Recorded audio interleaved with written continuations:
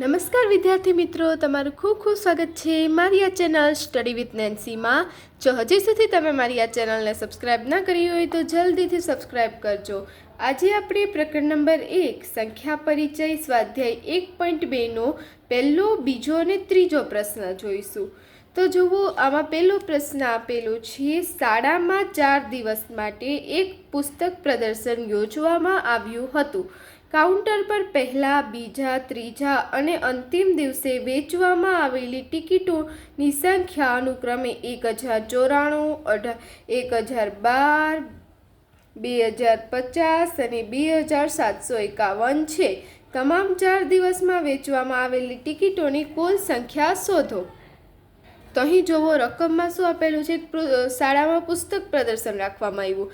એમાં જે કાઉન્ટર ઉપર પહેલા, બીજા અને ત્રીજા અને અંતિમ દિવસે એટલે કુલ 4 દિવસ ચાલ્યું. 4 દિવસના આપણને કેટલી ટિકિટ વેચાણી તેની સંખ્યા આપેલી છે કે 4 દિવસની આપણને અનુક્રમે એટલે કે લાઇનસર આ પહેલા દિવસનું, આ બીજા દિવસનું, આ ત્રીજા અને આ ચોથા દિવસનું એટલે 4 દિવસની આપણને ટિકિટ કેટલી વેચાણી એની સંખ્યા આપેલી છે. તો શોધવાનું શું છે કે વેચવામાં આવેલી ટિકિટોની કુલ સંખ્યા શોધો.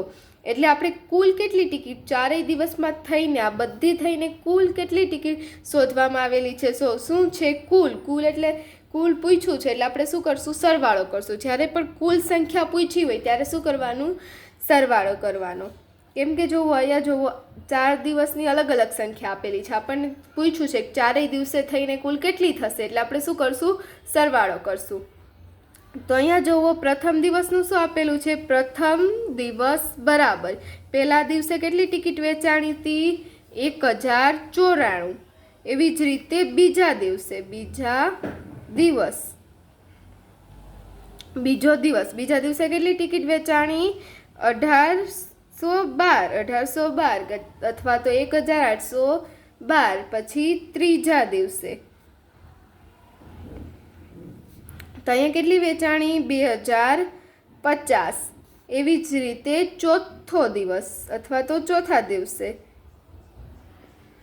કેટલી વેચાણી? 2751. તો આપણને આ 4 દિવસની મળી. હવે શું કરશું? આનો સરવાળો કરશું. 4 દિવસની ટિકિટોનો સરવાળો કરશું એટલે આપણને કુલ ટિકિટની સંખ્યા મળશે. તો 4 ને 2 કેટલા થાય? 6, 6 ને 1 7, 9 ને 1 10, 10 ને 5 15 અને 15 ને 5 20 એટલે 0 અને વધી પડી 2, 2 ને 8 10, 10 ને 7 17 એટલે 7 ને વધી પડી 1, 1 ને 1 2, 2 ને 1 3, 3 ને 2 5, 5 ને 2 7. તો આપણો જવાબ શું આવશે? 7707. તો આપણે અહીંયા નીચે લખીએ કે તમામ 4 દિવસોમાં વેચવામાં આવેલી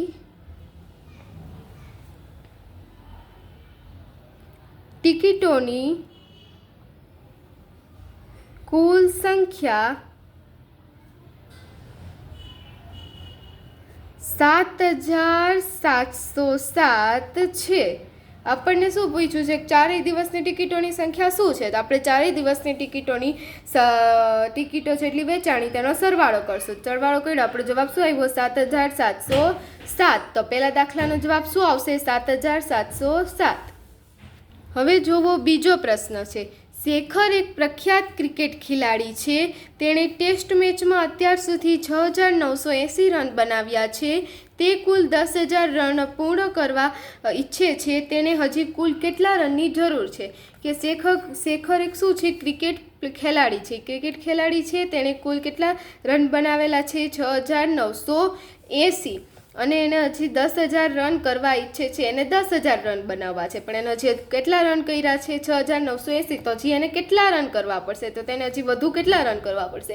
તો આમાંથી આપણે શું કરશું? 10,000માંથી 6980 બાદ કરશું એટલે આપણને ખબર પડશે કે હજી તેને કેટલા રન કરવા પડશે. શેખરને કેટલા રન કરવા પડશે? એને 6980 કર્યા છે અને કુલ એ 10,000 કરવા ઈચ્છે છે એટલે હજી એને કેટલા કરવા પડશે? એના માટે આપણે બાદબાકી કરશું. તો પહેલાં શું છે? કુલ રન જે તે કરવા ઈચ્છે છે એ કેટલા હતા? 10,000. તો અહીં લખશું 10,000. પછી શું છે કે અત્યાર સુધીના રન, અત્યાર સુધી તેણે જેટલા રન કર્યા છે તો અત્યાર સુધીના રન બરાબર કેટલા કર્યા 6980. તો અહીં શું લખશું 6980. હવે એની બાદબાકી કરીએ, 10,000માંથી 6,980 કાઢીએ એટલે આપણને ખબર પડે કે હજી એને કેટલા રન કરવા પડશે. 0માંથી 0 જાય 0. હવે 0માંથી 8 ના જઈ શકે, 0 નાની સંખ્યા છે તો આપણે શું કરશું 0માં દસકો લેશું એટલે ઉપર 10 આવશે. હવે અહીંયા આપણે લીધું તો બાજુમાંથી આપણે લેશું ન્યા કે હવે પછી 10 નહીં લખીએ, હવે કેટલા લખવાના 9 લખવાના. પછી એની બાજુમાં પણ જોવો 0 છે એટલે આપણે પણ ન્યા પણ 9 લખશું. અને હવે અહીંયા 10 9 9 એટલે અહીંથી ને આપણે કેરી લઈ અને અહીંયા કેટલા કરશું 0 કરી દેશું. 1ના શું થઈ જશે 0 થઈ જશે. હવે 9માંથી 9 10માંથી 2 8 જાય એટલે 2 અને 9માંથી 9 જાય એટલે 0. પછી 9માંથી 6 જાય એટલે 3. તો આપણો જવાબ શું આવશે 3020. શું આવશે 3020. એટલે હજી શેખરને કેટલા રન કરવા પડશે 3020. એટલે શેખરને હજી 3020 રન કરવા પડશે, અથવા તો હજી તેને 3020 રનની જરૂર છે. તો આપણા બીજા દાખલાનો જવાબ શું આવશે 3020. પછી જોવો ત્રીજો દાખલો આપેલો છે. ચૂંટણીમાં સફળ ઉમેદવારે 5,77,500 મત અને તેમના નજીકના પ્રતિસ્પર્ધીએ 3,48,700 મત મેળવ્યા હતા. સફળ ઉમેદવારે કેટલા મતોની સરસાઈથી ચૂંટણી જીતી? તો એક ચૂંટણી હતી, એમાં જે જીતો પક્ષ એ જીતેલાને કેટલા મત મળ્યા હતા 5,77,500. અને જીત પછી જે બીજા નંબરે હતા કે એટલે એના પ્રતિસ્પર્ધી નજીકના પ્રતિસ્પર્ધી એટલે એનાથી થોડાક ઓછા મતવાળા એ તેને કેટલા મત મળ્યા હતા 3,48,700. તો કેટલા સરસાઈથી ચૂંટણી જીતી એટલે કેટલા મત વધારેથી ચૂંટણી જીતી એટલે કે આ પક્ષને આ પક્ષ કરતાં કેટલા વધારે મત મળ્યા છે તો આપણે શોધવાનું છે. તો અહીંયા લખશું સફળ ઉમેદવારના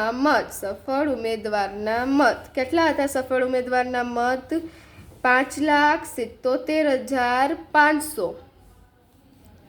પછી જે પ્રતિસ્પર્ધી ઉમેદવાર, તો પ્રતિસ્પર્ધી ઉમેદવારના મત તેના કેટલા હતા મત 3,48,700. હવે શું કરશું આપણે 5,77,500 માંથી 3,48,700 બાદ કરીએ એટલે આપણને ખબર પડે, બાદબાકી કરશું એટલે આપણને ખબર પડે કે આ જે જીત્યા તેને પ્રતિસ્પર્ધી કરતાં કેટલા વધારે મત હતા. સરસાઈ એટલે કે આને કેટલા મત વધારે છે. તો આમાંથી આપણે બાદ કરીએ, 0માંથી 0 જાય એટલે 0. પછી અહીંથી પણ 0માંથી 0 જશે એટલે 0. હવે 5માંથી 7 નહીં જાય એટલે 5ને આપણે કટ કરીને અહીં શું લખશું 15 લખશું. હવે જો આ 7 અહીંયા આપણે 15 લીધા એટલે આપણે 7ના શું કરશું જ કરશું. હવે 6માંથી 8 નહીં થાય એટલે 6ના 16 કરશું અને 7ના આપણે 6 કરી દેશું. ફરીથી એકવાર આ 5માંથી 7 નહીં જાય એટલે એના 15 કર્યા. હવે 15 આના કર્યા એટલે આના 6 કરવા પડે. 6માંથી 8 ના જાય એટલે એના 16 કર્યા અને પછી આના 16 કર્યા એટલા માટે આમાંથી પાછા 6 એક કાપવો પડશે 7માંથી એટલે 6 કર્યા. હવે 15માંથી 7 જાય એટલે 8 અને 16માંથી 8 જાય એટલે 8, 6માંથી 4 જાય એટલે 2 અને 5માંથી 3 જાય એટલે 2. તો આપણો જવાબ શું આવશે 2,28,800. કેટલા મત વધારેથી જીતા તો 2,28,800. તો આપણે શું લખશું કે સફળ ઉમેદવારે અથવા તો સફળ ઉમેદવારે 2,28,800 મતોની સરસાઈથી ચૂંટણી જીતી. કેટલા વધારે મતથી ચૂંટણી જીતી તો 2,28,800. તો અહીં આપણો પ્રશ્ન નંબર 1, 2 અને 3 પૂર્ણ થાય છે. જો તમને વિડીયો પસંદ આવ્યો હોય તો લાઈક અને સબસ્ક્રાઈબ કરજો. Thanks for watching.